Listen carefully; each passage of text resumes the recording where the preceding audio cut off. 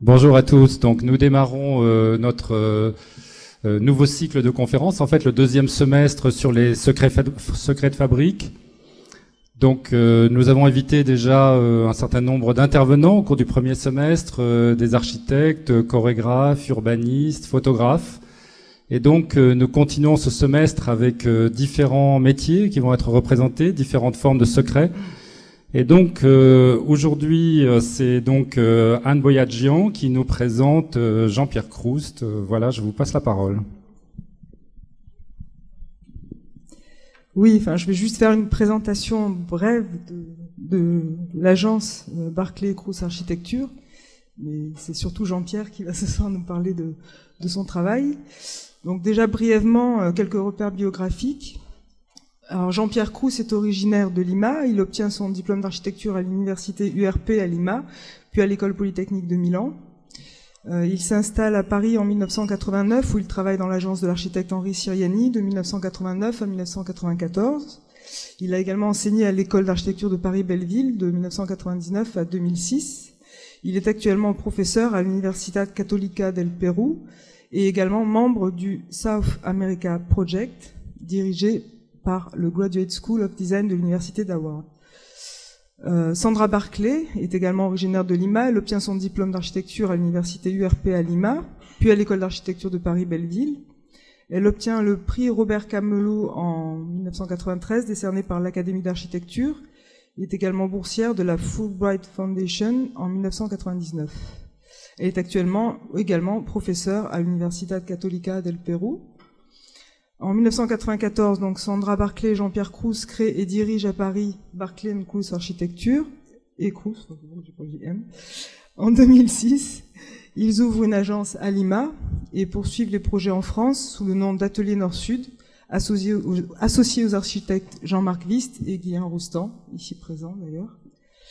Leur œuvre a reçu plusieurs prix internationaux, notamment les Emerging Architecture Awards, donc au Royaume-Uni 2001 et 2003, le Record House Award aux États-Unis en 2004, le prix de la meilleure œuvre construite à la Biennale ibéro-américaine en Espagne 2004, le prix Amérique latine à la Biennale de Buenos Aires en 2013 et le prix SICA en 2013, catégorie Amérique latine, décerné par le Comité international de critique d'architecture.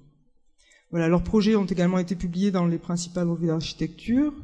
Et une monographie sur les projets péruviens a été publiée en 2012 par les éditions italiennes Lettera 22.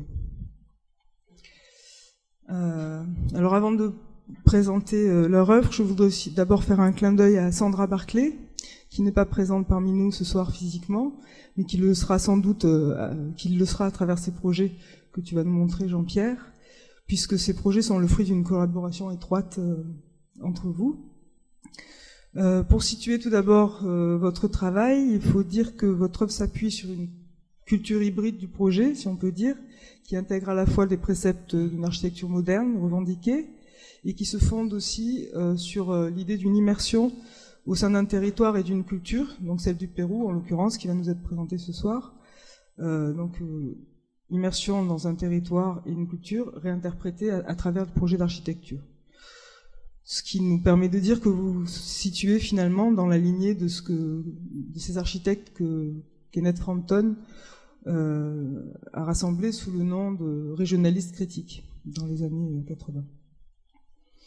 Alors, la force de votre travail, moi je la vois parce que vous savez à travers vos projets répondre de façon assez éloquente à 3 thèmes fondamentaux d'architecture qui sont d'une part le rapport au paysage, l'espace et la matière.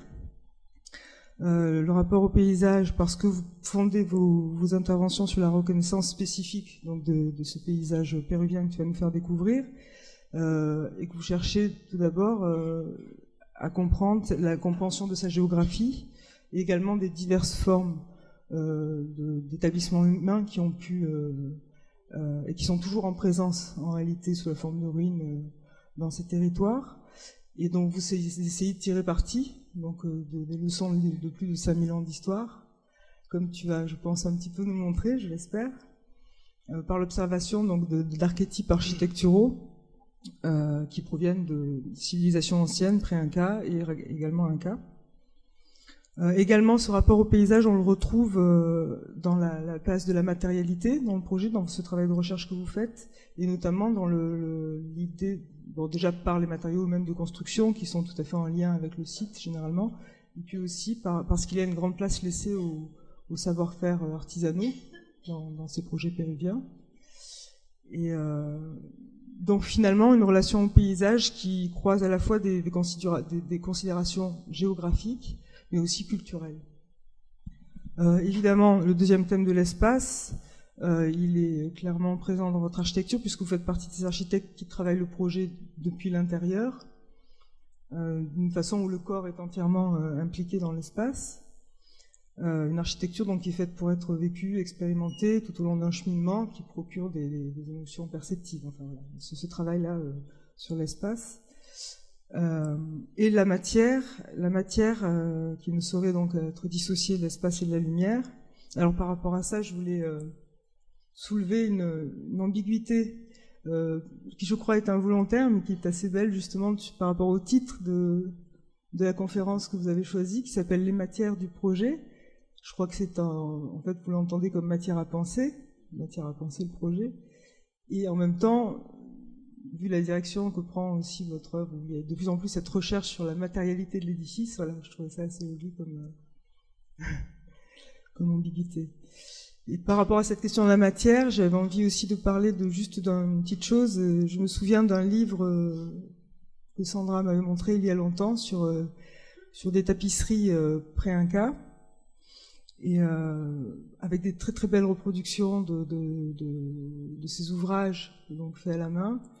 On pouvait plonger dans les couleurs, la géométrie, toujours assez pure, les symboles, etc., la profondeur de ces couleurs, et qui en même temps étaient d'autant plus touchantes qu'elles vibraient par justement cette matière du tissage, et qu'on pouvait y voir de quelle façon finalement une certaine fragilité qui était donnée par le fait qu'on puisse lire l'imperfection de la main qui a tissé derrière, en réalité. Et de la même manière, on va voir comment, dans vos bâtiments, les mains qui construisent l'édifice trouvent encore leur espace d'expression, parce que justement, par rapport à cette recherche de travail aussi qui allie à la fois des savoir-faire artisanaux à une construction contemporaine. Voilà. Enfin, bon, je voudrais dire juste parler de ce qui peut nous toucher en architecture, du fait que c'est sans doute, pour moi, il me semble, son caractère d'œuvre d'art, du fait que finalement, même si l'architecture est une œuvre d'utilité publique, elle est aussi une interprétation spécifique de ses auteurs. Et que du coup, à travers les projets, finalement, on transmet un certain rapport au monde, si je puis dire. C'est en tout cas le terme qu'emploie Juhani Palasma dans un petit ouvrage que je vous conseille à tous. Juhani Palasma, donc, qui est enseignant et architecte finlandais à Helsinki. Oh, des mots bizarres. Et qui s'est intéressé à ces architectures de la perception. Oui, c'est mieux. Merci. Technicien maintenant. Ouais, top. Et qui a écrit un ouvrage en 2011 qui est sorti aux éditions du Linteau et qui s'appelle Le regard des sens. Donc ça, vous pouvez noter pour éventuellement aller voir. Et il décrit dans ce petit ouvrage comment la conception du projet fait appel à la mémoire, aux souvenirs que l'on peut avoir de l'espace qu'on a vécu, qu'on a traversé, et que finalement ce sont ces souvenirs aussi qui sont le support de notre travail d'anticipation dans le projet d'espace d'architecture. Il parle comment nous mettons en forme à travers le projet des poids, des mesures, des proportions d'espace, des équilibres géométriques, toutes ces choses-là qui constituent le projet, et qui finalement traduisent un certain rapport au monde en s'appuyant sur nos expériences passées. Et donc voilà, ce que je voulais dire par rapport à ça, c'est que votre œuvre propose aussi, comme souvent, un certain rapport au monde, on va dire, qui semble être gouverné d'une part par un goût pour l'abstraction, qui est peut-être celle de ce paysage désertique que tu vas nous présenter et qui vous a bercé. Également un goût pour la contemplation, une certaine... alors bon, je ne sais pas si tu te retrouves tout à fait là-dedans, mais moi c'est un petit peu ce que je ressens quand on perçoit de quelle façon les espaces que vous concevez peuvent nous faire éprouver des émotions quasi archaïques, j'allais dire, enfin, c'est-à-dire des choses comme ça, assez calmes et en même temps très très fortes. Et puis aussi un rapport au monde plein d'humilité, puisque vous travaillez vraiment dans l'idée d'une modification respectueuse du territoire et du paysage dans lequel vous agissez, mais une humilité en même temps qui n'est pas paralysante, puisqu'il s'agit bien pour vous de construire un paysage habité, en fait. C'est quelque chose avec cette recherche d'harmonie qui est assez égale. Voilà. Bon, mais je pense que j'ai déjà peut-être trop parlé. Donc je vais te laisser vous présenter ces matières du projet. Comme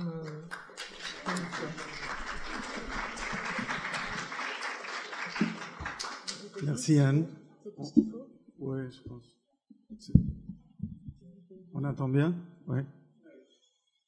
Bon, merci Anne pour l'introduction. Je voulais remercier aussi Marc Dillet et Elisabeth Esayan pour permettre que je sois ici en ce moment.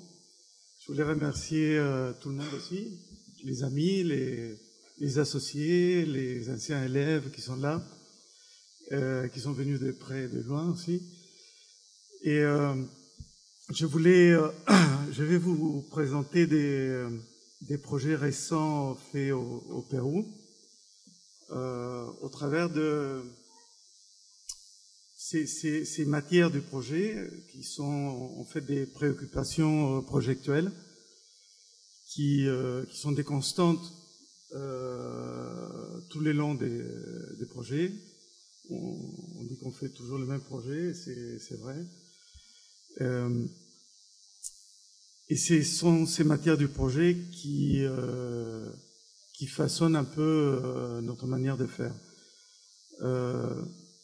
Je vais le raconter comme un récit. Donc, ça commence en 87, l'année où je suis parti du Pérou. J'ai laissé un pays blessé par une époque de violence extrême. Et j'ai quitté le paysage que vous voyez à droite. Et en arrivant d'abord en Italie, mais surtout en France, on a profité, Sandra et moi, de la mobilité qu'offre l'Europe pour bouger, pour voyager. Et on a décidé de mettre à côté les livres et voir l'architecture en vrai, et de la dessiner. Et en la dessinant au travers de plusieurs années, on s'est rendu compte qu'on était plus sensible à certains thèmes, comme les paysages construits, c'est-à-dire quand l'architecture construit un paysage, le paysage apprivoisé dont les Incas étaient des maîtres, les paysages révélés, la plateforme comme un système où l'architecture émerge du sol au lieu de se poser sur le sol, le paysage intérieur, c'est-à-dire la capacité de l'architecture à créer un paysage artificiel, la dilatation de l'espace que j'ai appris en travaillant avec Siriani et Sandra en faisant ses études avec lui, au sein de l'espace du groupe UNO, l'espace ambigu, c'est-à-dire quand on crée des espaces extérieurs qui ont des qualités intériorité et vice-versa. Donc tous ces dessins se répètent à chaque fois. Je mets quelques exemples seulement. Des objets polyvalents, comme vous voyez à gauche, un escalier qui est en même temps une fontaine, en même temps des gradins pour s'asseoir, etc. L'altération de l'échelle, c'est-à-dire l'abstraction par le fait qu'on ne puisse pas déterminer quelle est l'échelle du bâtiment, et cette attraction pour cette abstraction qui est due pas comme influence picturale, mais par rapport à comme résultat du territoire où on a grandi en fait. Et ce territoire, il est aussi donc une matière, c'est une matière très importante. Le Pérou, comme vous voyez, c'est la petite tache noire là. Il est situé, il touche la ligne de l'équateur. Il est situé en plein tropique. Hein, on est à la même latitude la même latitude que Salvador de Bahia. On devrait avoir un climat complètement tropical. Mais quand on met ces plans-là, cette carte en couleur, on commence à comprendre, parce qu'il y a un courant froid qui vient de l'Antarctique et qui fait que le Pérou, c'est le pays le plus près de l'équateur, avec la mer la plus froide au monde. Et donc ça, si on le rajoute au fait qu'on est à côté d'une des chaînes des montagnes les plus importantes au monde, ça donne pas du tropique, ça donne ça. Et il n'y a pas de palmiers. Donc cette géographie unique qui joue avec le courant froid fait qu'à Lima, on ait un climat très particulier. Et c'est intéressant de faire une coupe. Si on fait la coupe par Lima, on se rend compte, on fait une ligne, on dessine le profil, et on se rend compte que Lima, elle est placée à un endroit stratégique où à 100 km à l'est, on a 5000 mètres de hauteur, et à 100 km à l'ouest, on a 5000 mètres de profondeur sous le Pacifique. Et ça crée des phénomènes un peu étranges, parce qu'il y a 8 mois par an, il y a une grosse couche des nuages qui rend ce désert très humide, où il pleut jamais, parce les nuages n'arrivent pas à se condenser par un phénomène d'inversion thermique, et ça donne ça. Et donc le fait qu'il soit très humide, c'est une prolongation du désert d'Atacama, mais ça n'a rien à voir avec le désert chilien. C'est un désert dont les fluctuations entre journée et nuit, c'est 2 degrés, et entre hiver et été, c'est 10 degrés. Donc ça fait que ça soit très étrange. Et au sol du sable se superpose encore une surface blanche constituée par les nuages. Il n'y a que les montagnes qui dépassent les 700 mètres qui sont vues. Et malgré ça, on arrive à s'orienter. On n'a pas le soleil, mais si on regarde à l'est, on a toujours des montagnes. Si on regarde à l'ouest, on a toujours la mer. C'est un désert très étroit qui peut aller de 10 km à 100 km. Et donc l'homme, il a réagi à ce paysage très abstrait par des signes aussi abstraits que le paysage. Donc ça, c'est la route panaméricaine qui passe et qui efface quelques lignes des Nazca que vous avez dû entendre parler.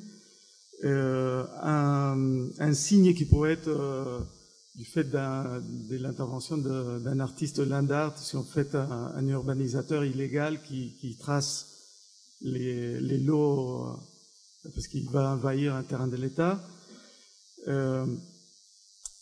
Donc mais heureusement, disons, on a des oasis transversales qui descendent des Andes et qui vont sur la mer, qui fait que ce désert qui est aussi aride que la surface de la planète Mars, elle est croisée par ces oasis qui permettent la vie depuis des millénaires.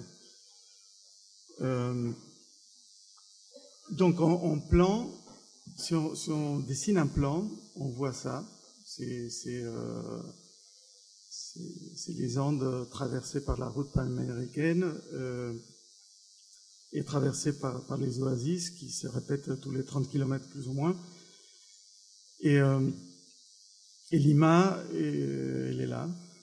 Et si on fait un zoom sur Lima, on verra que c'est un territoire fractal pratiquement, parce que le bord de mer de Lima, c'est exactement pareil que le système de la côte. C'est-à-dire que les 30 km entre les vallées, ça se transforme en 30 mètres entre les ravines et les falaises d'un paysage comme ça. Ça, c'était Lima il y a 60 ans, plus ou moins. Lima aujourd'hui. Et on a eu la chance de travailler sur ce paysage, là, exactement, pour faire les lieux de la mémoire, un projet qui est socialement très important au Pérou en ce moment. C'est un lieu de réconciliation et de tolérance entre les Péruviens qui sont issus d'une époque de violence extrême entre l'année 80 et 2000, 75 000 morts, et il y a beaucoup de disparus. Et donc on a eu, après les années de notre président japonais Fujimori, on a vu la formation d'une commission de la vérité qui a essayé de trouver les traces de ce qui s'était passé. Et le projet est issu de cette initiative, qui était une initiative privée. Le bâtiment est un bâtiment public, mais chose étrange, comme toutes les choses qui se passent au Pérou, je crois que ça vaut la peine de le dire, les concours d'architecture sont interdits par la loi. C'est-à-dire, si un maire veut faire un concours, il est mis en prison, pratiquement. J'exagère un peu, mais bon, c'est presque ça. Donc, on a pu faire un concours parce que c'était privé qui ont lancé un concours. Le jury, il y avait un très bon jury composé par Moneo, Frampton et Dalco. Et on a gagné le concours en 2010. Et un peu pour vous expliquer la difficulté de faire ce bâtiment-là,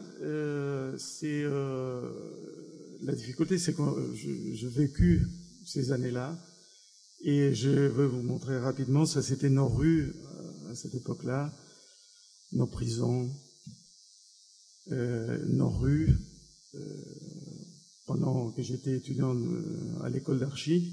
Hein, ça, c'était des visions quotidiennes, les enterrements des enfants tués, les parents absents, etc. Et donc, comment faire de l'architecture avec une charge pareille? Et on s'est dit que l'architecture ne peut pas représenter ça. Elle peut dignifier l'homme, donc elle peut pas montrer l'horreur. Et on s'est dit qu'il fallait élargir les champs de la mémoire s'est contenté de montrer la mémoire de la violence, mais aussi la mémoire du lieu et du territoire. Et donc on a commencé par les choses les plus objectives, c'est-à-dire que on voulait construire dans la logique d'une économie des moyens. On n'avait pas beaucoup d'argent. D'ailleurs, l'État péruvien a mis 0 euros, 0 soles. Et c'est des fonds donnés par le gouvernement allemand et l'Union européenne. Et donc, on travaillait sur un terrain qui n'a pas de portance, donc il fallait faire des piles de fondations. Donc, on a fait certains choix qui répondaient à un critère économique, un critère environnemental aussi, parce qu'il y a une route très bruyante. Et donc, dans ces paysages originaires, on a, à un moment donné, dans les années 60, ils ont passé une route, ils ont cassé ce système de falaises et ravines, et on s'est dit que ça valait la peine de rétablir un peu la logique du territoire. Et ça, c'est le territoire. Donc, le musée, disons le centre, c'est plus un centre culturel qu'un musée, mais il est là, il termine un système territorial de falaises et ravins, parce que plus au nord, les falaises ont été coupées. Donc ça marque la fin d'un système. Ça, c'est tel que on le voit aujourd'hui. Il n'est pas encore tout à fait fini, mais presque. C'est un miracle de faire un bâtiment comme ça à Lima, au Pérou. Donc, et on avait la difficulté de cet endroit qui était en fait un don de la mairie de Miraflores. Et on avait le petit problème que la route est là, que les gens vont venir à pied ou en transport public. Et donc, il fallait faire une stratégie pour relier l'avenue au bâtiment. On l'a fait en arrivant par un ravin artificiel, on va dire, qui rappelle des mémoires des territoires, des vallées étroites qu'il faut traverser pour venir des Andes où étaient la plupart des victimes et descendre sur la côte, mais aussi, comme on voit ici en bas, pour les ravins pour descendre de Lima et vers la mer. Donc c'est ça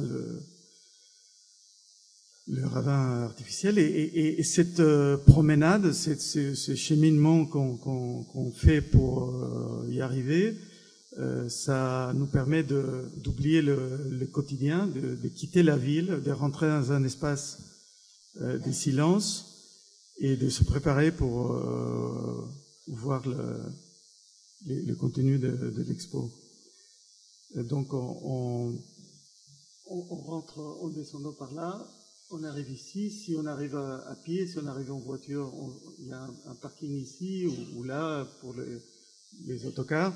Et de même, on s'est dit quelles sont les stratégies pour construire dans la pente. Et les réponses sont toujours là.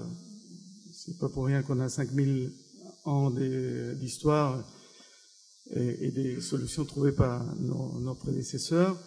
Donc, la plus évidente, est celle que les Incas et les cultures pré-Incas ont fait, c'est-à-dire les terrassements. Les terrassements qui sont tellement évidents que nous, au Pérou, on les appelle los andenes, c'est-à-dire par rapport aux Andes, c'est la même chose. Et donc, on a fait la même chose qui nous permet de régler les histoires des handicapés, de l'accès aux différents éléments du programme, l'accès au théâtre ici, au parking, à l'entrée de l'expo. Et en faisant ça, on crée une plateforme qui est délimitée comme on avait déjà fait pour des projets de maison à la plage, qui est délimitée par un bassin d'eau, que cette fois-ci c'est pas une piscine, mais c'est le réservoir de l'eau de lutte contre l'incendie. On l'a exposé à l'extérieur au lieu de le garder dans une citerne, et qui nous permet de éviter les gardes des corps. Donc le fonctionnement, il est assez simple. On arrive ici à l'entrée et on s'était dit que pour voir cette exposition des années des violences, il fallait quand même avoir une intention. Donc il fallait qu'on fasse un effort de monter le long d'une rampe, et toutes les salles se placent le long de la rampe, de manière à ce que les handicapés puissent voir l'expo de la même manière que tous les autres. Et on arrive à la fin à une rampe plus large qui est rien d'autre qu'une toiture terrasse. Et d'ici, on peut soit retourner dans le hall ou carrément rentrer en ville par la toiture. Donc ça, c'est l'entrée qui liaisonne le ravin artificiel avec la plateforme. Ça, c'était la perce du concours, qui s'est traduit plus ou moins dans ce type d'espace, avec la rampe qui nous accompagnait toujours et qui nous mène aux différentes salles d'expo, et on monte vers la lumière. Tout ce que vous voyez, c'est ce qui va rester. Il manque la museo.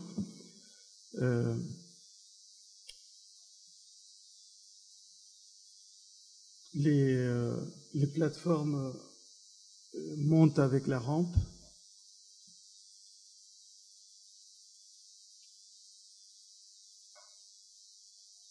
Ici, on a la chance de ne pas avoir des bureaux de contrôle, donc on a beaucoup de liberté. Donc on a proposé de faire des poteaux techniques où arrive toute la technique et qui peut évoluer. C'est fait en médium. Et c'est là où on concentre toute la technique qui est pas très sophistiquée non plus. Et on peut la changer quand on veut. Donc on arrive sur la dernière rampe, et là le contenu de l'expo s'arrête. On finit le récit officiel, et on a un espace pour raconter l'histoire individuelle. Ça, c'est une vue aujourd'hui, et ça, c'était la place du concours, où on peut laisser des traces, des souvenirs de ce qu'on a vécu pendant cette période. Donc, en remontant cette rampe, on arrive à une terrasse où on redécouvre l'horizon, on respire de nouveau, on voit tout d'une autre façon. Pour moi, c'est l'objectif de cette institution. Et on peut revenir par ici sur la ville, sans passer par la boutique comme dans un musée traditionnel, avant de sortir. Et donc, cette matière qui est les territoires, elle est très importante pour nous, mais aussi la lumière et l'ombre. Parce que ça, c'est une vue de Lima en été.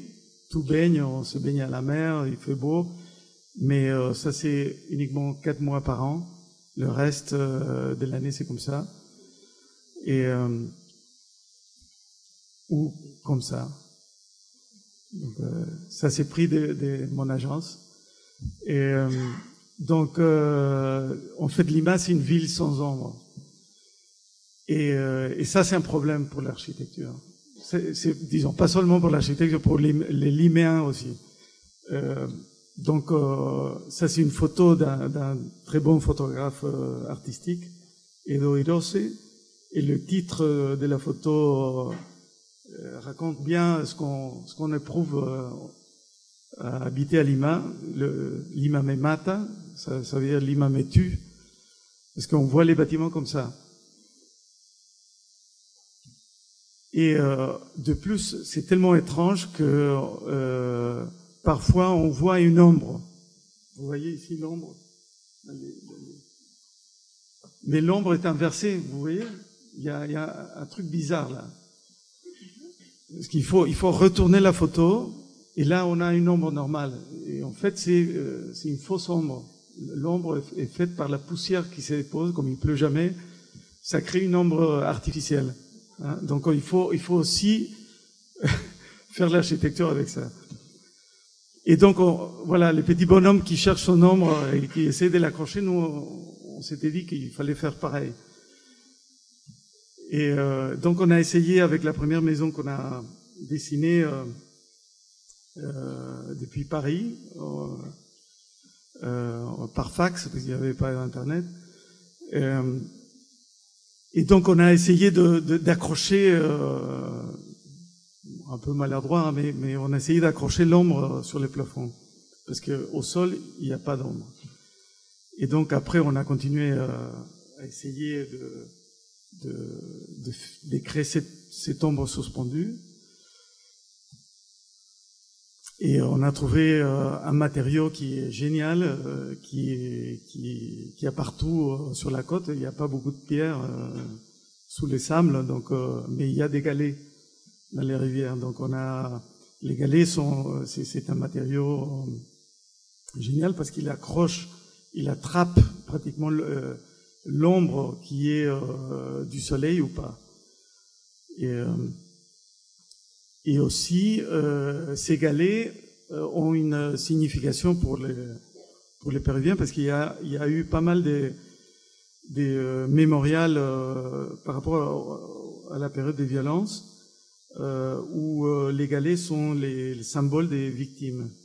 Donc, dans les lieux de la mémoire, on n'a pas voulu faire quelque chose de trop évident. Ça suffisait de s'ouvrir vers la falaise qui composait en fait des galets et des terres, c'est alluvional, pour voir tous les galets dans la masse de la falaise. Mais en même temps, ce plafond qui divise les trois terrasses des salles d'expo nous permet d'attraper l'ombre et en attrapant l'ombre, on attrape la lumière aussi, une lumière qui est inversée et qui produit des moments magiques quand l'ombre est suspendue. Et vous croyez bien qu'on n'est pas en Europe, donc la technologie, il faut l'adapter. On peut toujours l'importer si on a de l'argent, mais quand on n'a pas de l'argent, comme dans les cas du lieu de la mémoire, il faut se débrouiller. Donc, il y a des gens qui nous permettent de nous débrouiller, c'est ça qui est bien. Et donc, on a, par exemple, voulu créer une façade côté place qui reproduit les galets. Donc on a mis au début des pavés de verre qui se sont transformés par des raisons économiques en pots de confiture mis dans les panneaux en béton et et qui crée en même temps des ombres pendant la journée. Ça suffit d'éclairer un peu pour que pendant la nuit aussi ça fasse quelque chose. Et donc on est là en pleine liberté des manques des moyens. Donc on peut tout est fait main. Le béton laisse les traces des ouvriers, les imperfectionne qu'on adore. On peut faire des choses incroyables comme des galets mis un par un, malgré le fait que les fabricants français, espagnols, américains, etc. essayent de nous vendre des dalles avec les galets déjà installés, importés d'Europe. On peut faire des interventions liées à la mémoire. Ça, c'est les mains des ouvriers. On peut régler des histoires d'étanchéité en coupant sur la paroi en béton pour que le vitrage, avec un simple feutre, puisse fermer l'espace.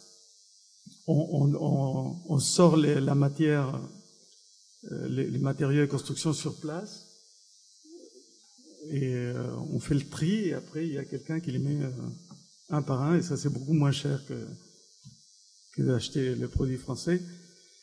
Et le coffrage, il est fait main, pareil. Les articulations, il vaut mieux ne pas les faire trop sophistiquées parce qu'on risque que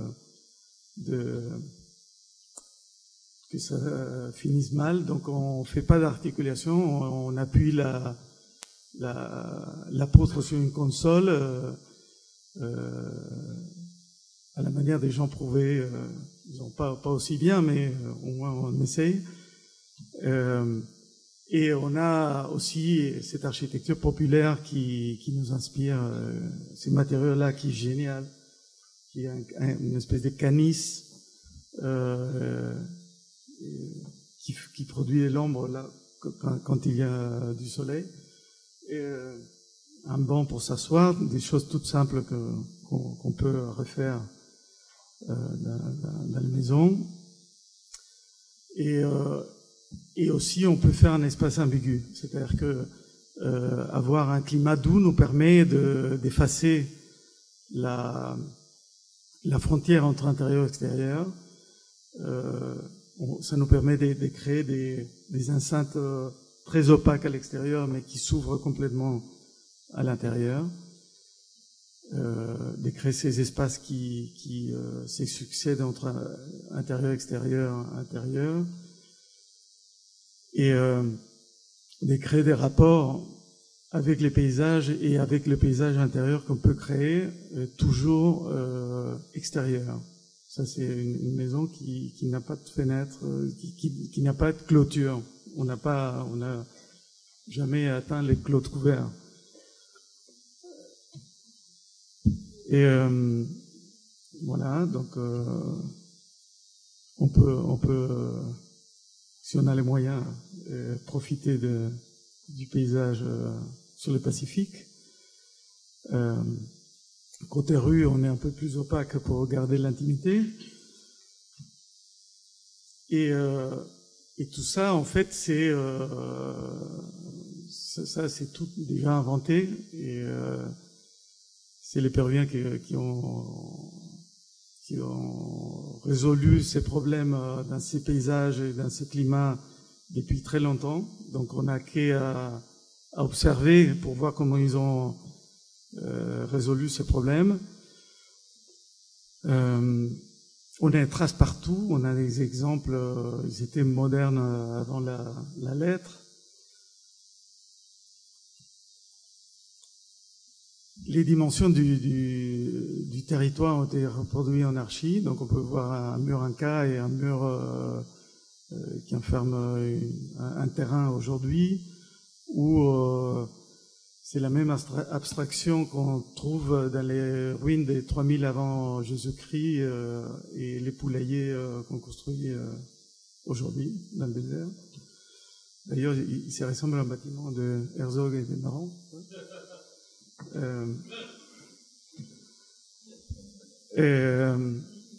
C'était fait avant, hein, quand même. Voilà, cette architecture populaire qui est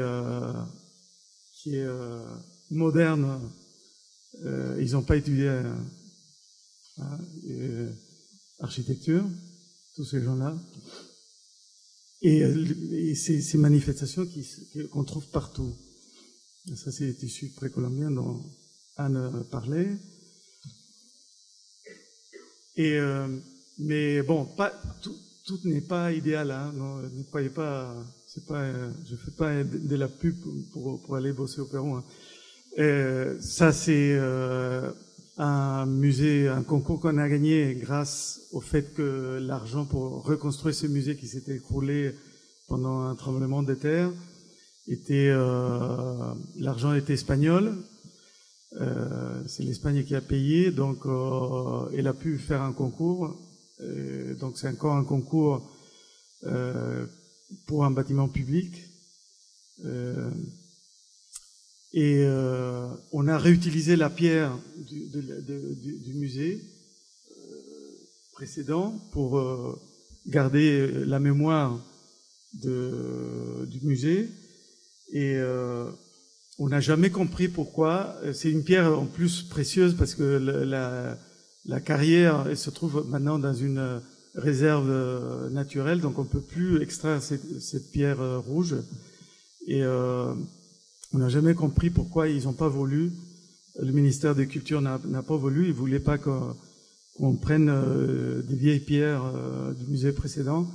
Donc on a dû trouver un autre moyen de faire le bâtiment. On a de nouveau des références, les céramiques précolombiennes, c'est de la céramique polie, donc on s'est dit, bon, on va faire la même chose avec un ciment qui est rouge qu'on utilise dans les fondations. Donc on a construit ça avec un ciment, ça s'est pas teinté, le ciment a cette couleur, mais on l'utilise que pour les fondations parce qu'il est résistant au salpêtre.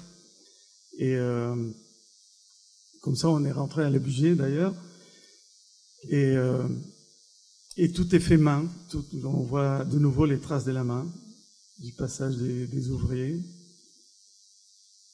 avec ces systèmes qui sert à assurer la ventilation et l'éclairage. Je vais passer vite. Le bâtiment, que grâce à ces ciments, disparaît dans le paysage. Il a absolument la même couleur que les collines.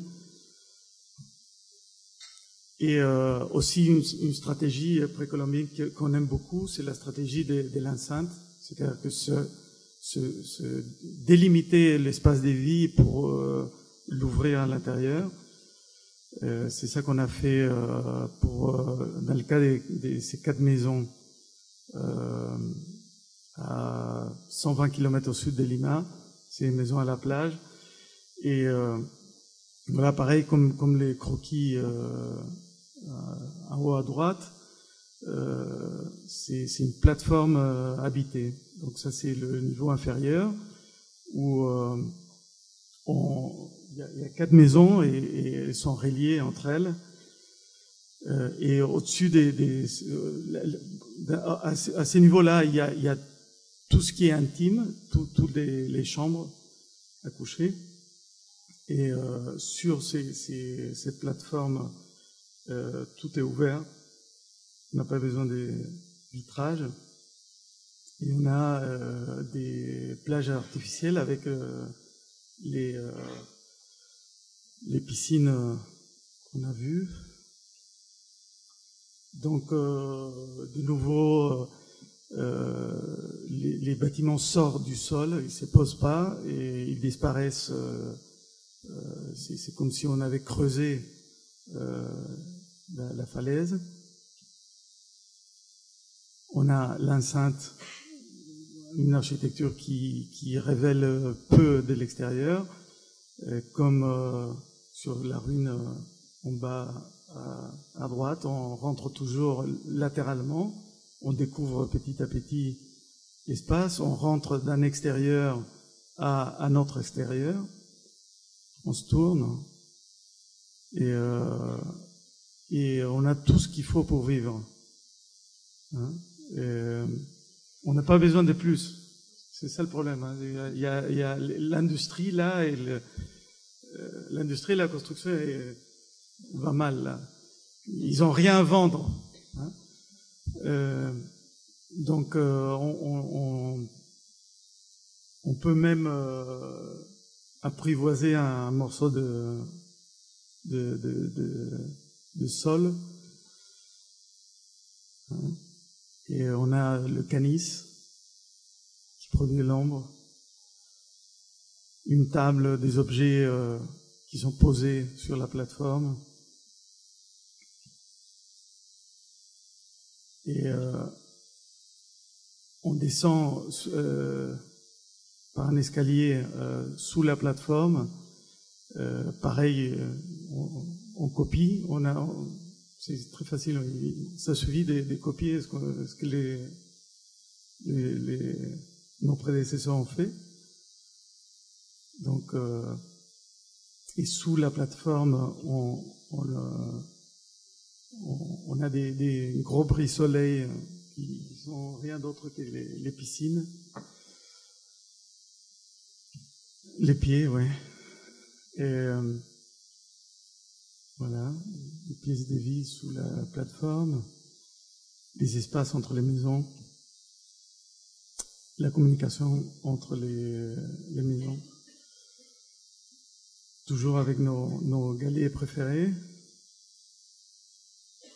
Là, on accède aux chambres. Et là, je vais terminer avec une petite vidéo. J'espère que ça va marcher. Que je voulais vous montrer parce que c'est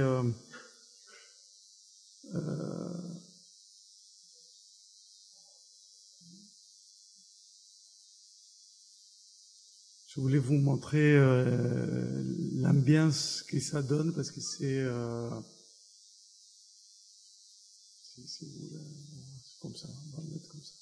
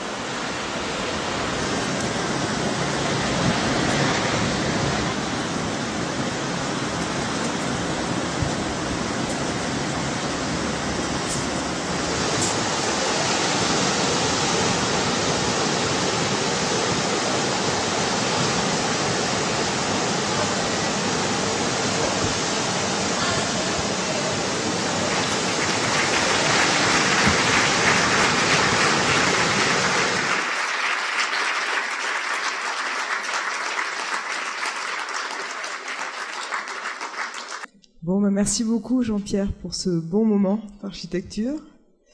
Voilà, maintenant ce qui serait bien, c'est que vous ayez des questions, des choses à demander pour qu'on puisse parler de tout ça un peu plus longtemps.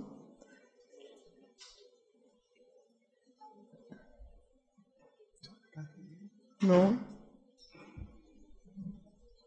Un petit micro. Ça marche? Dans la salle? Non?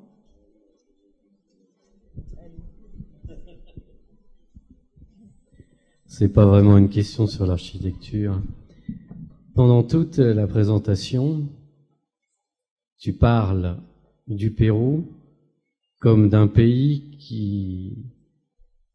qui est habité par d'autres personnes que toi. Tu parles sans arrêt des prédécesseurs. Tu présentes quand même le Pérou aujourd'hui comme occupé par une population qui n'est pas encore propriétaire des lieux. C'est étrange quand on entend ça parce que, en fait, l'endroit où tu travailles, les réalisations qui sont faites là, sont des réalisations qui sont dans un lieu qui n'a jamais été occupé comme ça avant. Cette idée d'aller conquérir le désert, c'est une idée de maintenant. Les constructions même du désert sont beaucoup plus en retrait, elles sont pas accrochées à la falaise, elles sont pas au bord de la mer. Donc, est-ce que c'est vraiment possible sur la longue durée comme ça, de construire le Pérou en ayant perpétuellement l'impression qu'on est en train de construire dans le pays des autres? Wow. Si je parle en tierce personne, c'est surtout parce que bon, ça m'est arrivé à moi aussi de être tellement habitué d'habiter dans ce paysage-là, de ne plus le voir. Et Sandra et moi, on s'est aperçu qu'on habitait dans un désert, parce qu'à Lima, on ne se rend pas tellement compte. Qu'est quand on a quitté le pays. Et c'est ce qui se passe avec la plupart des gens. C'est-à-dire que le désert pour les Péruviens, en général, c'est un vide. C'est un vide dans tous les sens. C'est-à-dire pas seulement il n'y a pas de construction, il y a rien, il n'y a pas de signification non plus.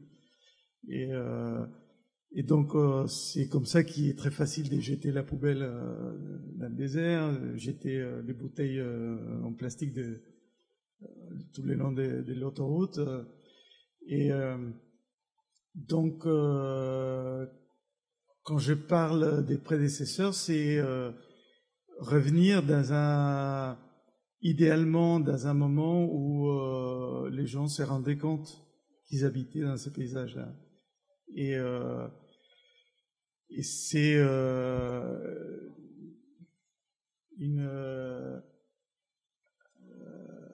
un essai pour redonner la valeur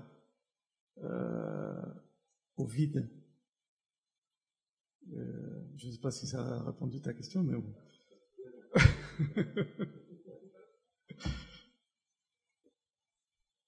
Est-ce qu'il y a d'autres questions?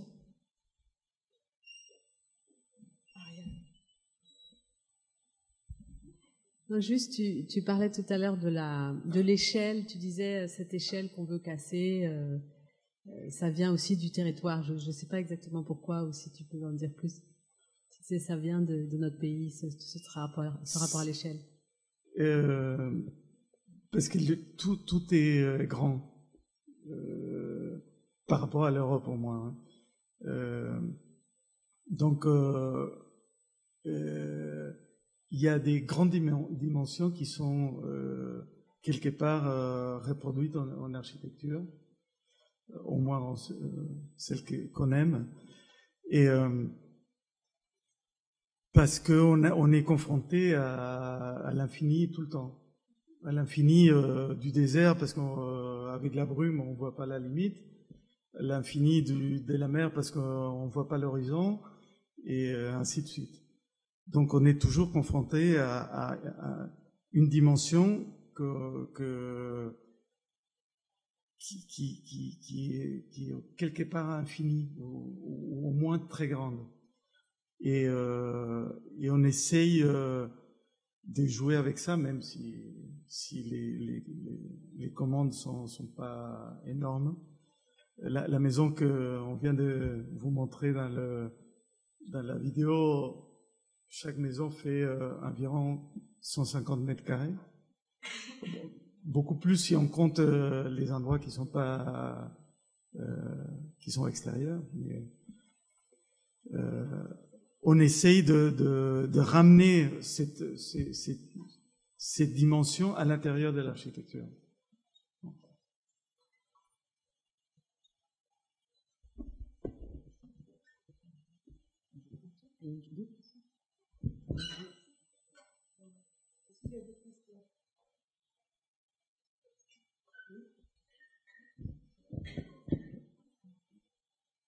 Oui, pour reprendre cette question des prédécesseurs, finalement, peut-être que les Péruviens sont aussi nos prédécesseurs dans une autre mesure, c'est-à-dire que ce qui va se passer, en tout cas dans le monde occidental, c'est que bientôt on va manquer d'eau.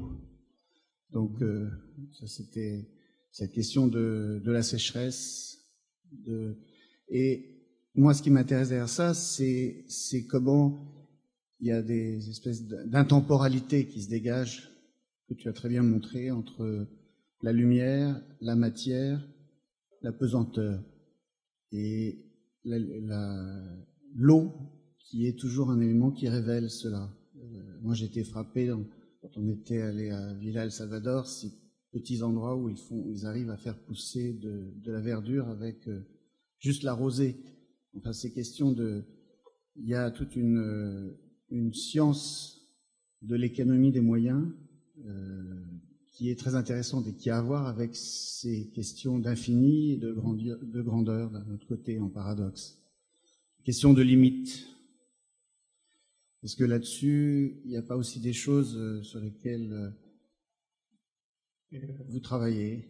Oui, disons, on travaille toujours avec l'eau. Disons, on finit par introduire l'eau dans tous nos bâtiments, parce que l'eau est quelque chose de précieux. Et donc, on essaie de soigner cette matière précieuse qui est l'eau. Et quand même, c'est comme c'est un désert très particulier, très étrange. Il y a l'eau dans le désert. Il y a toutes ces rivières qui passent et qui chargent l'eau produit du dégel des glaciers. Et bien sûr, la grande question se pose d'ici 40 ans, où on va avoir un débit d'eau augmenté énormément à cause du réchauffement. Et après, plus rien. Donc, il y a déjà des projets pour passer l'eau de l'autre côté des Andes, l'eau qui descend vers l'Amazonie, la passer sur le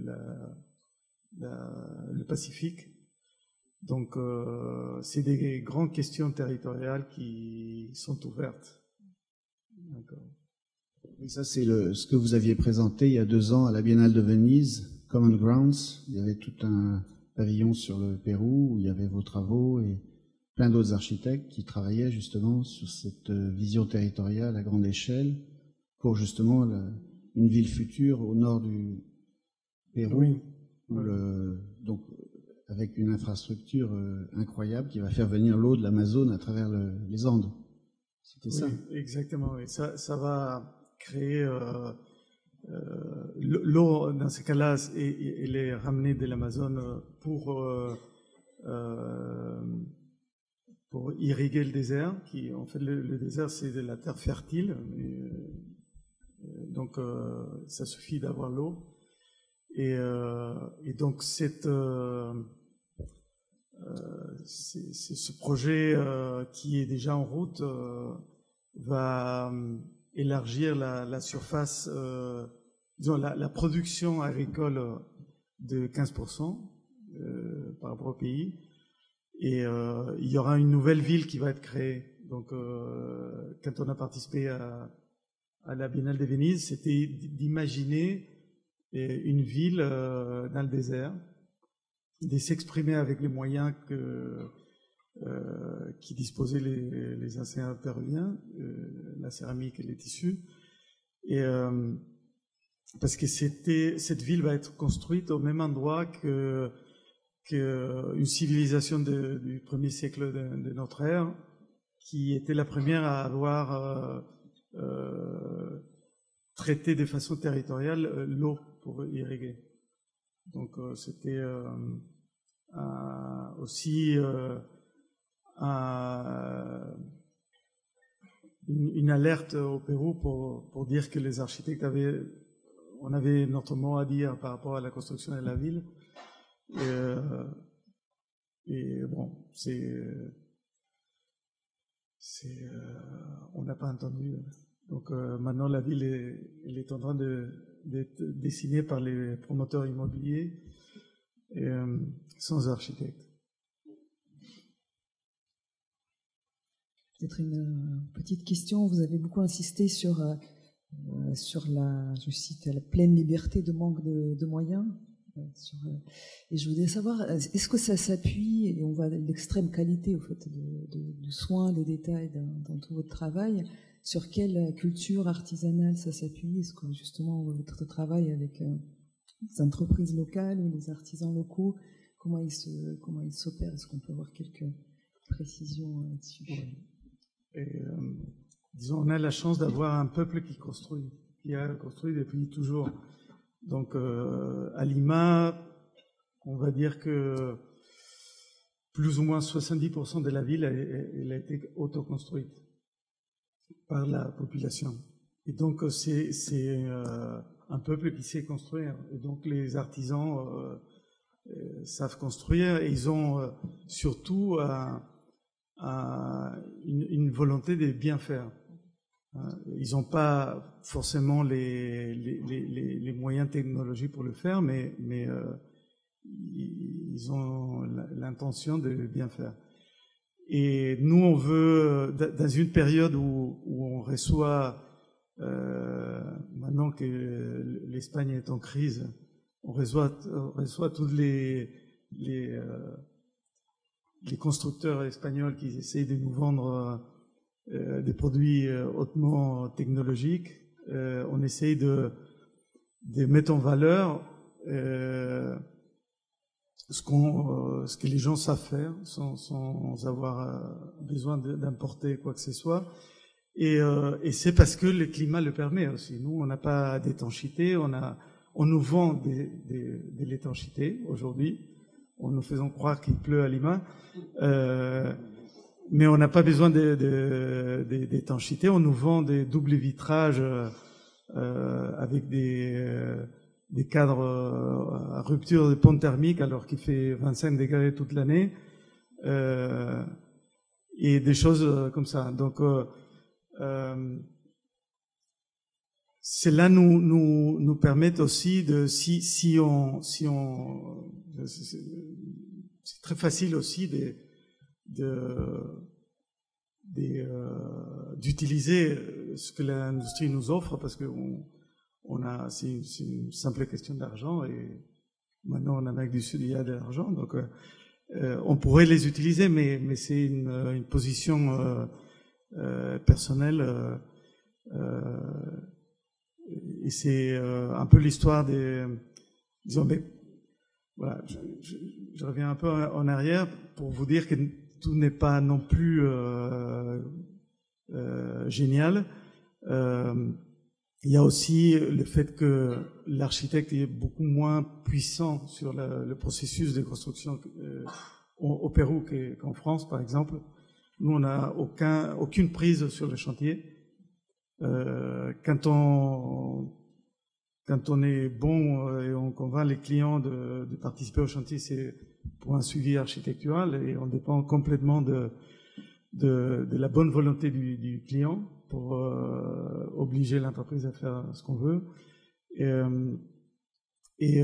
Donc, toutes les stratégies sont faites pour que la force du bâtiment ne dépend pas sur les détails. Donc,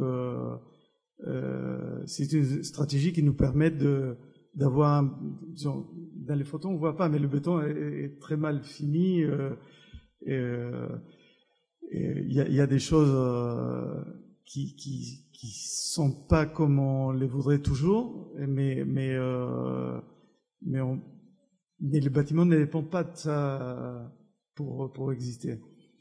Et aussi, il y a, disons, le fait que la société est beaucoup moins structurée qu'en Europe, qui nous permet de trouver des solutions aux problèmes très facilement. Par exemple, quand je vais vous parler des pots de confiture, c'était en fait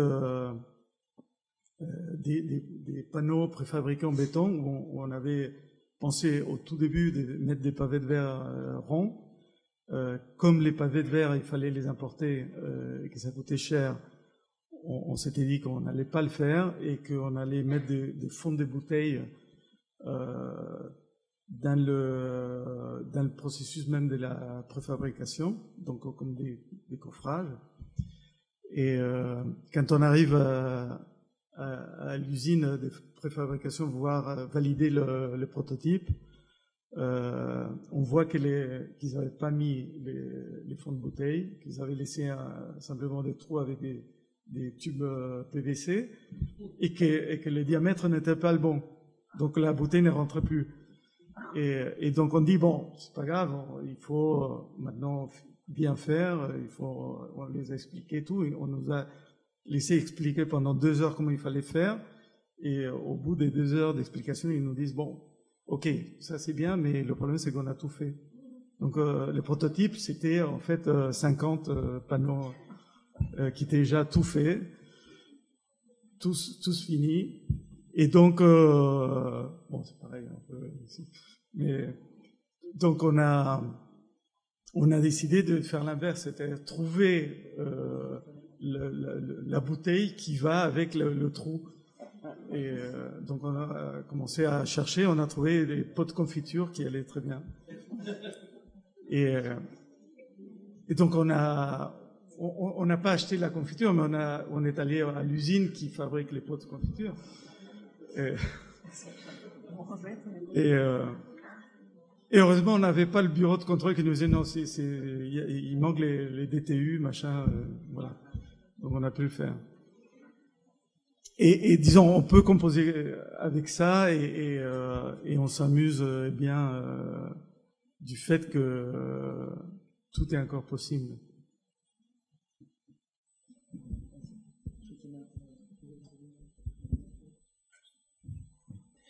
Je crois qu'on était effectivement tous très touchés par la frugalité en fait que tu développes.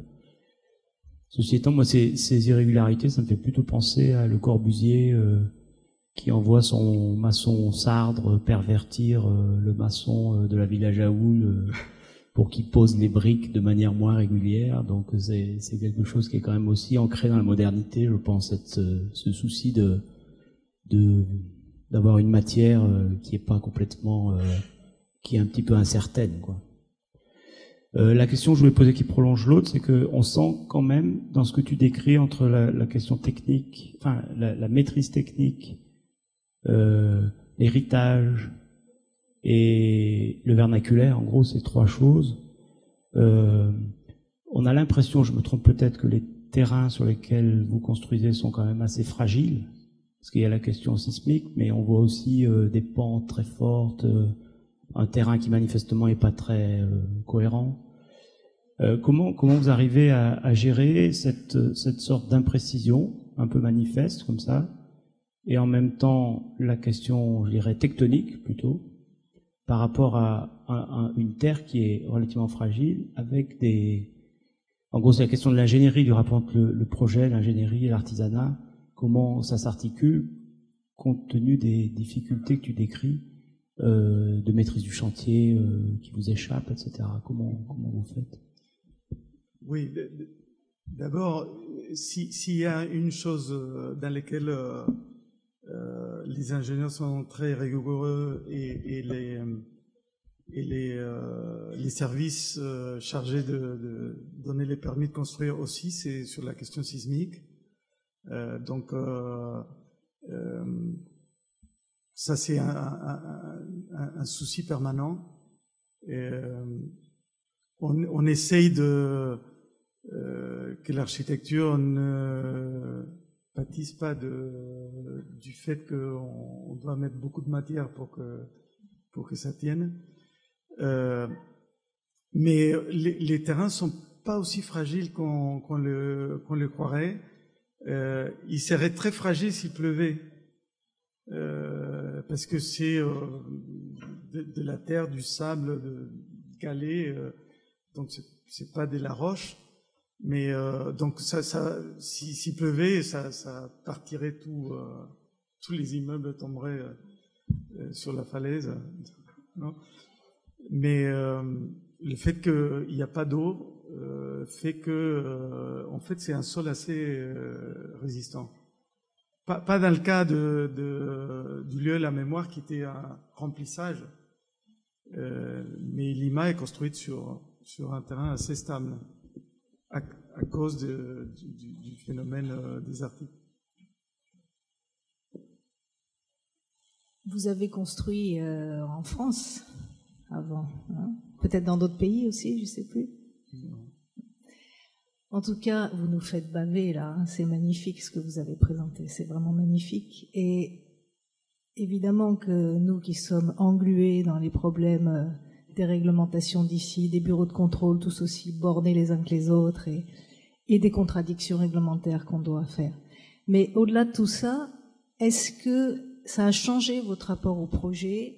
Moi, j'ai l'impression, en voyant les projets que tu viens de montrer là, qu'il y a une hyper sincérité et immédiateté entre votre conception, le rapport au site magnifique, et puis la réalité de ce que vous nous montrez. Tu vois, j'ai l'impression qu'il n'y a pas de perte. J'ai l'impression que vous êtes en ligne directe avec ce que vous dessinez et ce qui se construit. Est-ce que c'est une impression ou est-ce que tu as cette sensation par rapport à ce que vous avez vécu dans des projets dans nos pays? Non, par rapport à notre expérience en France, bien sûr que c'est plus direct. Il y a moins d'interlocuteurs, il y a moins la réglementation est beaucoup plus simple. Disons, la réglementation, le règlement de construction du Pérou, il fait moins des pages que le règlement pour dessiner un garde-corps en France. Donc, ça simplifie les choses. Ça dépend. Ça dépend parce que il y a pas un pays idéal. Les peu de réglementation permet aussi des horreurs. Hein, donc, mais il y a plus de liberté en même temps. Donc, rien n'est parfait, mais disons, on essaye avec le recul et avec la connaissance de comment on peut travailler en France, on essaie de profiter des avantages qui donnent un milieu comme le Péruvien. On s'amuse à faire tout ce qui est, disons, j'exagère, mais on s'amuse à faire tout ce qui est interdit ici. Et on peut le faire. Et si on met un garde-corps un peu plus bas que la norme française, personne ne tombe pour autant. Oui, ça change parce que c'est plus libre. En fait,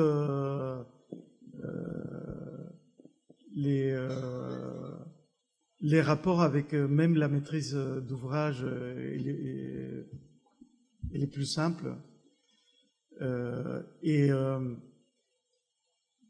je pense qu'il y a une bonne chose dans le sens où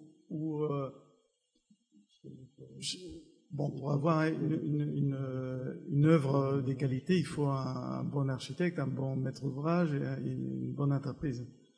Donc, le maître d'ouvrage, il est essentiel, plus essentiel qu'en France, parce que c'est lui le détenteur de tout le pouvoir.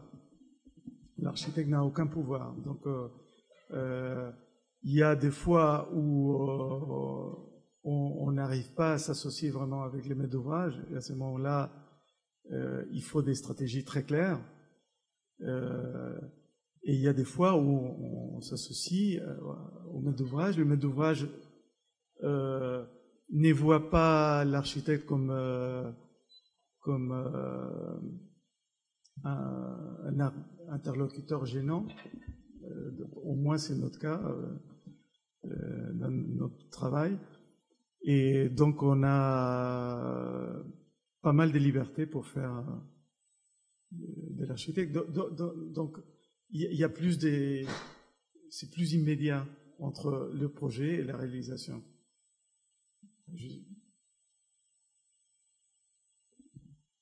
C'est des questions très difficiles. Et je vais essayer de faire pire. En fait, j'aimerais bien répondre à la question que je t'ai posée tout à l'heure. Voilà. Il y a quelque chose. Bon, au début, Anne, elle a présenté ton travail en faisant référence au régionalisme critique. En fait, je ne sais pas si c'est une histoire entre Crous et le Pérou, ou si c'est une histoire entre Crous et l'histoire de Crous. Il y a un terme qui a été assez mal traité dans notre culture commune, qui est le terme de nostalgie.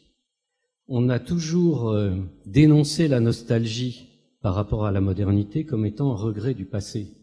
C'est juste un problème terminologique, c'est-à-dire que la nostalgie, ce n'est pas le regret du passé. La nostalgie, c'est la douleur du retour. Oui, la douleur, algos, du retour, nostos. Et dans ta vie,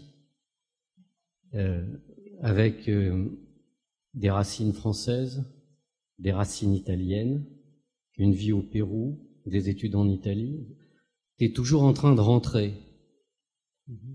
Et donc, la sensibilité que tu as de la redécouverte de ce que tu connais déjà, mais que tu redécouvres à chaque fois que tu fais le voyage, à mon avis, c'est beaucoup plus présent dans la fabrication des projets, et je pense que c'est la même chose pour Sandra, avec un autre background, c'est beaucoup plus présent que ce qu'a essayé de définir Frampton, mais qu'il n'a jamais clarifié lui-même. Et d'ailleurs, on a toujours trouvé que la formulation de régionalisme critique, c'était une très bonne façon de dire qu'on ne savait pas qu'en dire. Hein. Et je pense qu'il a inventé ça plutôt pour Aalto, qui a vécu la même histoire, c'est-à-dire que l'architecture de Aalto, avant qu'il fasse le voyage en Italie, c'est l'architecture d'un architecte qui s'intéresse à la modernité et qui est un Finlandais totalement aveugle de la Finlande, alors que quand il va revenir d'Italie, il va redécouvrir la Finlande et donc il va intégrer la Finlande à la fabrication de ses projets. Et je pense que vous avez une chance immense parce que vous faites sans arrêt le voyage, et je pense que si vous reveniez travailler durablement en France, il y aurait exactement le même processus. C'est-à-dire il y aurait une redécouverte de la France et il y aurait donc une autre façon d'inscrire les préceptes modernes dans une réalité qui ne l'est pas, parce que la réalité n'est jamais moderne. Le moderne est une opinion sur le monde tel qu'il devrait être, mais à aucun moment n'est la transcription d'une réalité. Donc voilà, la question c'était pour savoir si tu étais conscient de cette douleur du retour qui te traverse chaque fois que tu traverses l'océan. Ah là là. Peut-être juste dire une petite chose avant ouais. toi, c'est que sur cette définition que tu donnes de la nostalgie, j'ai une citation que j'aime beaucoup, de Heidegger, je crois, qui dit que la nostalgie est la douleur que l'on ressent, j'ai plus le terme exact, provoquée par la proximité du lointain. Donc c'est pas vraiment le retour, c'est la proximité du lointain, que je trouve ça assez juste et très beau. Et là, en l'occurrence, je ne sais pas si c'est vraiment le cas, puisque tu n'es plus loin du Pérou actuellement. Enfin, voilà, c'était pour... Disons, je ne sais pas si on est totalement conscient, mais en partie, oui, parce que cela, disons, quitter le Pérou, cela nous a permis d'avoir une distance sur notre pays. Et quand on est revenu, pareil. Et de là à chercher les racines comme moyen de se fixer alors qu'on n'est pas fixe, ça, peut-être. Il est vrai, pendant que tu parlais, je réfléchissais, et en fait, depuis mes arrière-grands-parents, de tous les côtés, il n'y a pas 2 générations qui sont passées, qui ont vécu au même endroit. Donc, c'est peut-être vrai que on essaye toujours de chercher les racines, mais jamais, je trouve, jamais de façon nostalgique par rapport aux racines, mais peut-être de façon nostalgique par rapport comme tu dis, à notre histoire personnelle de déracinement. Parce que quand on fait les projets, on essaie en tout cas de regarder en avant, pas en arrière.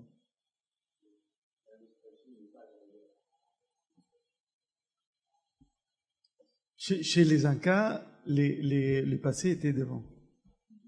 Et le futur est en arrière, comme idée mentale.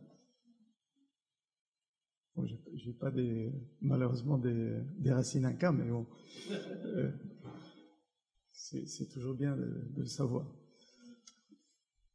Je vois qu'avec Sandra, vous enseignez dans plusieurs écoles d'architecture en Amérique du Sud, donc. Je voudrais savoir qu'est-ce qu'il en ressort, c'est-à-dire quelles sont les préoccupations que vous retrouvez, quel est le rapport à l'Europe toujours, est-ce qu'il y a un rapport à l'Asie de l'autre côté, c'est-à-dire vous êtes quand même côté Pacifique, est-ce qu'il y a des considérations aujourd'hui qui sont des considérations clés et comment s'engage le dialogue et la recherche dans ces écoles? Et alors, là c'est une bonne question parce que j'en parle toujours, et nous on est des colonies encore. Des colonies économiques, idéologiques, etc. Donc, pendant très longtemps, et c'était une chose réelle, on était plus éloignés entre les différents pays de l'Amérique du Sud que le reste du monde. Donc, c'était le Brésil, pour nous, c'est comme aller, disons, c'était jusqu'il y a 20 ans, comme aller en Inde. C'était un pays loin où on n'avait aucun rapport.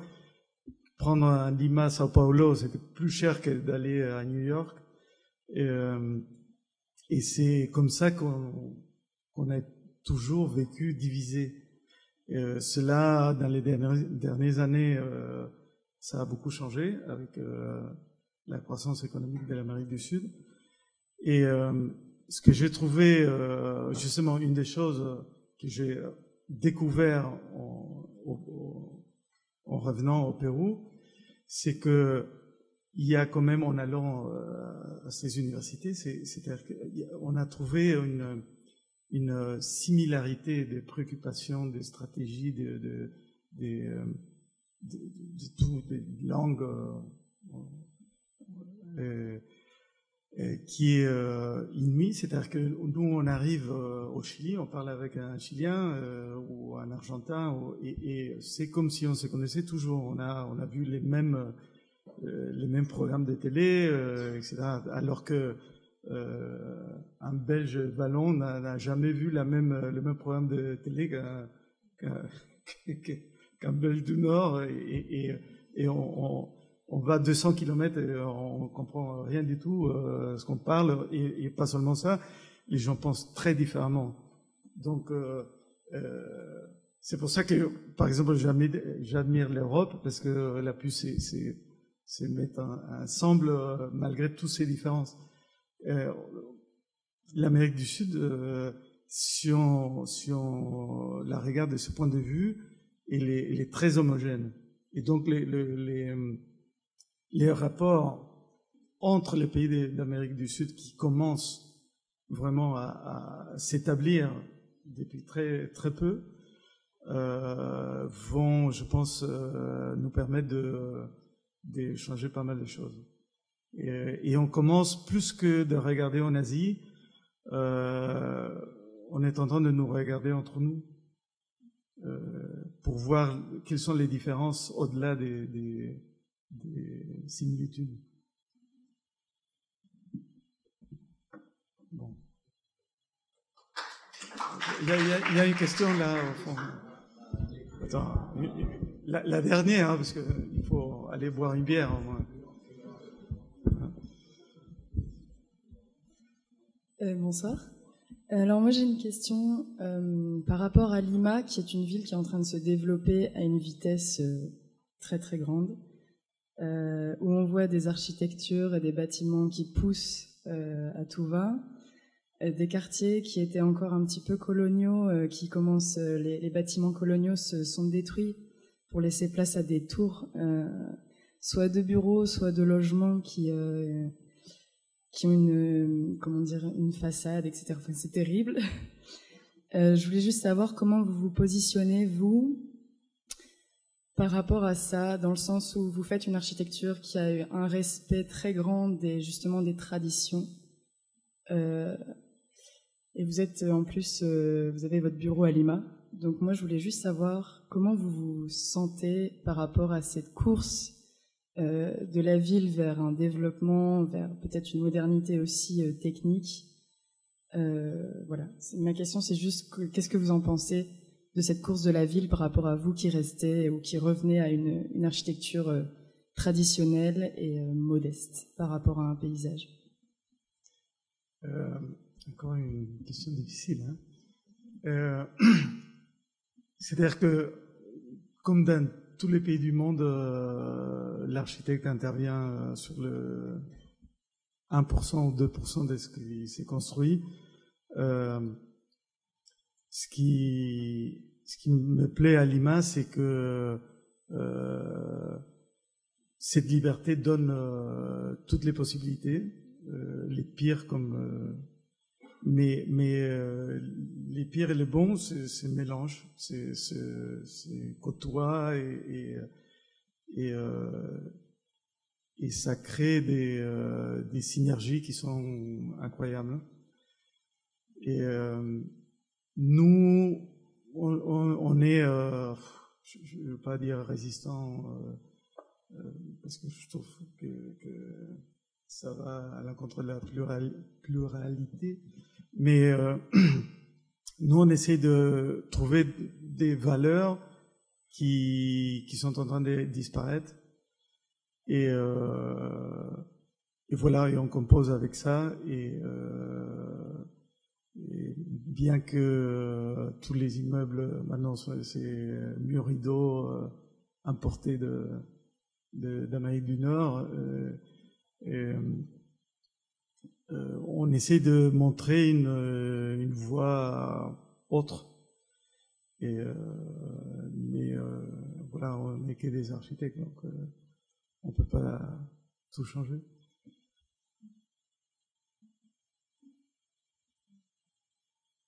Bon. Merci beaucoup.